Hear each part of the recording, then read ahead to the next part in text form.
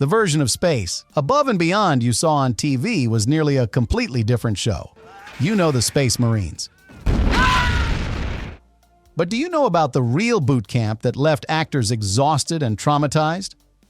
Or the fact that Fox intentionally sabotaged the time slot just to kill it? Most fans don't realize the studio destroyed the sets immediately after cancellation to prevent any network from reviving it. Today, we're uncovering 16 hidden truths about space, above and beyond. It's such amazing material to work with as well. Really? And tucked inside this story, there's a conspiracy so brutal, the Department of Defense censored anti-war storylines that the show became a battleground between military propaganda and the creator's vision of the futility of combat. Let's get into it. 1. The Cliffhanger ending scandal. The series finale of Space, Above and Beyond, is one of the most brutal and depressing endings in science fiction television history. Almost the entire main cast is either killed in action or missing and presumed dead. Earth is losing the war. There's no resolution or hope offered. But this wasn't supposed to be the series finale. It was a desperate Hail Mary cliffhanger designed to force Fox to renew the show for a second season by leaving fans demanding answers. Glenn Morgan and James Wong had a complete 5-year plan. It would have revealed the truth about the Chigs. Introduced a third alien race, eventually led to a fragile peace treaty that would transform the series into something even more ambitious. When Fox canceled the show anyway, ignoring the cliffhanger entirely, it left fans with one of the most unresolved and devastating endings in genre television. The total defeat ending was never intended to be the final word. But that's what it became, and it's haunted the show's legacy ever since. 2. Marine Corps Boot Camp. The producers didn't want their actors to look like Hollywood pretty boys playing dress-up in military uniforms. They wanted real Marines. So before filming began, the main cast was sent to an actual grueling military training camp.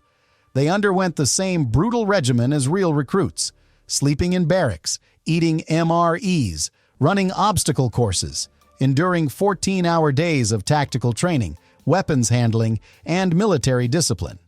The experience was so physically and psychologically exhausting that by the time filming started, the actors were genuinely squared away.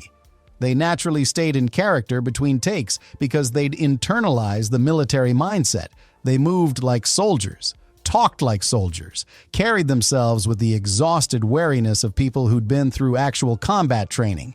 You can't fake that with acting classes or method preparation. These weren't civilians pretending to be Marines. They were people who'd survived a version of the real thing. 3. The X-Files connection. Glenn Morgan and James Wong weren't just any television writers.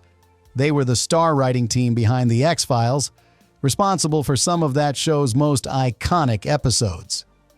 They actually left The X-Files at the height of its success specifically to create Space, Above and Beyond.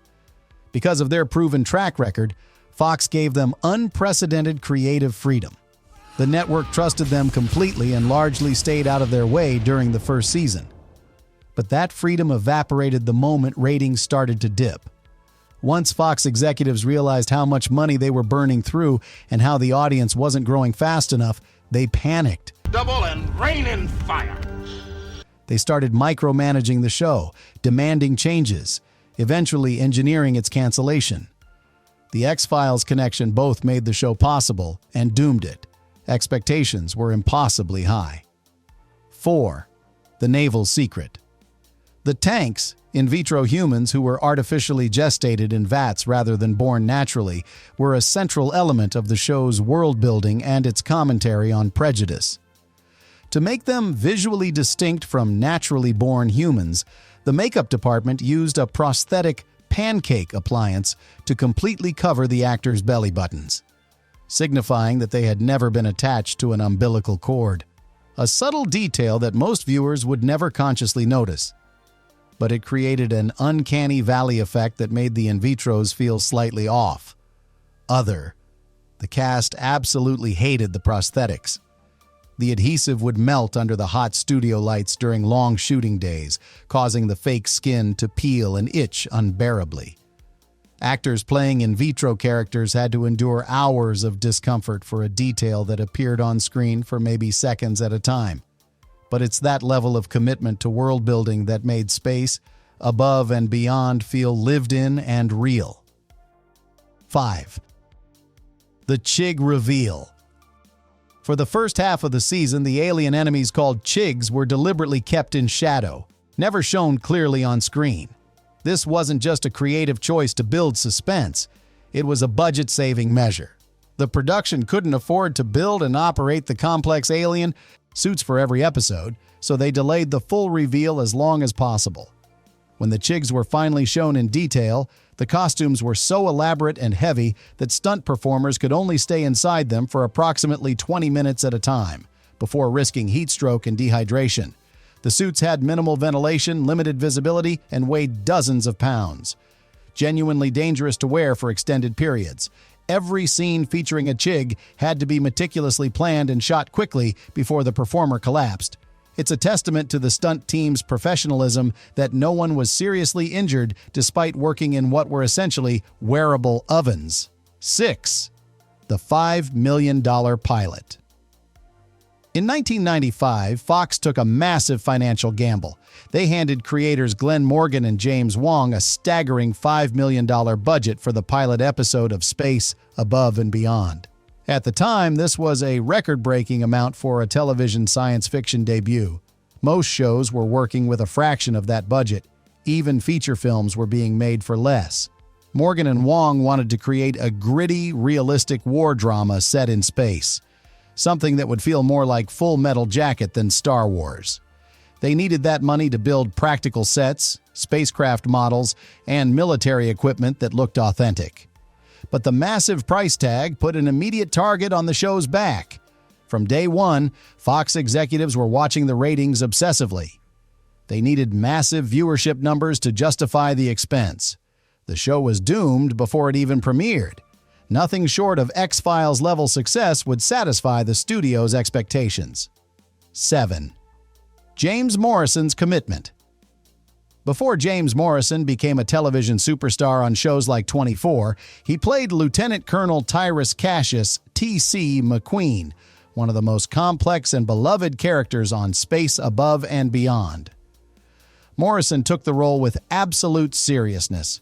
He treated it like a real military assignment rather than just another TV gig. He insisted on rewriting much of his own dialogue to make it sound more authentic, pulling from actual military history books, memoirs, and tactical manuals to ensure his character spoke like a seasoned combat veteran rather than a Hollywood version of one. Morrison's commitment elevated every scene he was in. McQueen became the emotional and moral center of the show, a damaged, complicated soldier grappling with prejudice, duty, and the cost of leadership. One of the great underrated performances in science fiction television. 8. Physical effects over CG. While Space, Above and Beyond used early computer-generated imagery for exterior space shots, many of the intense cockpit scenes were filmed using old-school physical gimbal rigs. Hydraulic platforms that could toss the actors around to simulate G-forces and combat maneuvers. The performers were literally strapped into metal boxes and violently shaken, spun, and tilted while trying to deliver dialogue and hit their marks. If the actors looked genuinely nauseous, disoriented, or terrified in the cockpit sequences, it's because they often were. Multiple cast members got motion sickness during shooting. The physical toll of being repeatedly thrown around took a cumulative toll over the season. But the authenticity shows. The combat flying in Space, Above and Beyond feels more visceral and dangerous than shows that relied purely on green screen, because the actors were actually experiencing a version of what their characters were going through. 9. The Sunday night death slot. Fox executives eventually got cold feet about Space, Above and Beyond's massive budget and declining ratings. But instead of just canceling the show outright, they did something more insidious. They moved it to Sunday nights at 7 p.m., directly competing against 60 Minutes and NFL football. In the television industry, this is known as the death slot, a time period where no science fiction show can possibly survive because the audience is watching news programming and sports instead of scripted dramas. It was a deliberate strategy to kill the show's ratings and create justification for cancellation. The move worked exactly as intended. Viewership plummeted. Fox could claim they'd given the show a fair chance when in reality they'd engineered its failure. One of the most cynical examples of studio sabotage in television history. Fans understood exactly what was happening, but they were powerless to stop it. 10. David Duchovny's secret cameo. Because of Glenn Morgan and James Wong's close ties to the X-Files, star David Duchovny made an uncredited cameo appearance that most viewers never noticed. In the episode R&R, Duchovny played Alvin EL1543, a pool-playing android in a brief scene. He wore heavy makeup and prosthetics that made him unrecognizable. He did the role completely for free as a favor to Morgan and Wong, the kind of Easter egg that only hardcore fans who knew to look for it would catch. Duchovny reportedly had fun playing against type in a small, weird role that had nothing to do with his famous character. A reminder of how tightly interconnected the Fox science fiction universe was in the 1990s, with writers, actors, and crew constantly moving between shows and helping each other out. 11. The tank racism allegory space. Above and Beyond was highly controversial for its time. It used the in vitros, derogatorily called tanks, as a direct, unsubtle allegory for racism and segregation in the military. The show depicted systematic discrimination, slurs, and institutional prejudice against artificially born humans in ways that made network censors deeply nervous. Some executives wanted to soften or remove the tank slurs from the scripts. They argued they were too offensive even in a fictional context. Morgan and Wong fought aggressively to keep the language in. You can't depict the ugliness of prejudice without actually showing how ugly it is. They won the battle. The show's unflinching portrayal of bigotry became one of its most powerful and uncomfortable elements. It forced viewers to confront how easily humans create hierarchies in other people, even in a future where we're supposedly enlightened enough to explore the stars. 12. Predicting drone warfare. In 1995, Space, Above and Beyond featured unmanned combat drones and AI-driven weapon systems as routine elements of future warfare. At the time, these concepts were pure science fiction.